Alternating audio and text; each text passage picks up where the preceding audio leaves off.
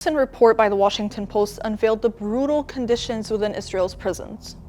Here's what harrowing accounts from 11 former Palestinian detainees and 6 lawyers, corroborated by autopsy reports and eyewitness testimonies, revealed.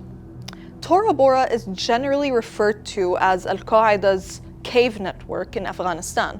However, in an Israeli prison, Tora Bora is a nickname given by former Palestinian detainees to isolation rooms, where they were held after being subjected to brutal abuse by Israeli prison guards. They used their batons, they kicked us all over our bodies, said one Palestinian detainee to the Washington Post. Severe beatings led to the death of 23-year-old Abdulrahman Bahash on January 1st. Prior to his death, Bahash had signs of traumatic injury to the right chest and left abdomen, causing multiple rib fractures and spleen injury, eventually leading to septic shock and respiratory failure. Yet, he was only given a painkiller. A painkiller. Bahash's story isn't a one-off. 33-year-old Abdulrahman faced similar brutality. His autopsy revealed extensive bruises over his left chest with broken ribs and chest bone underneath. In addition to external bruises all over his body, Al-Ma'ali was kicked down 15 flights of metal stairs.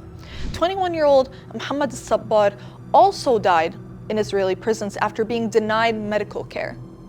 It is Guantanamo, says 37-year-old Muazzaz Abayat, who was sexually assaulted by a prison guard.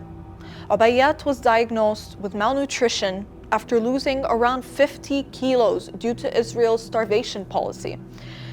He also exhibited signs of post-traumatic stress disorder and couldn't remember the age of his own children.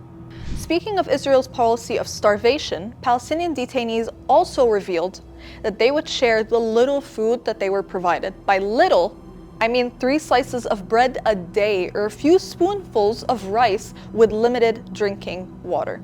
Aside from the physical abuse and overcrowding, Israeli guards subjected Palestinians to mental and environmental torture.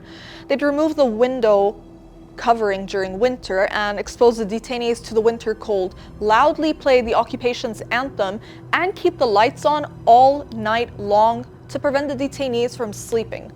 Despite the investigations, testimonies, and footage, when asked about the deceased detainees held since October 7, Israeli Prison Service still claims that all basic rights required are fully applied by professionally trained prison guards. This just goes to show that Israel's world is one where 1 slice of bread per meal, rape, beating detainees to death, and denying them medical treatment are considered basic required rights.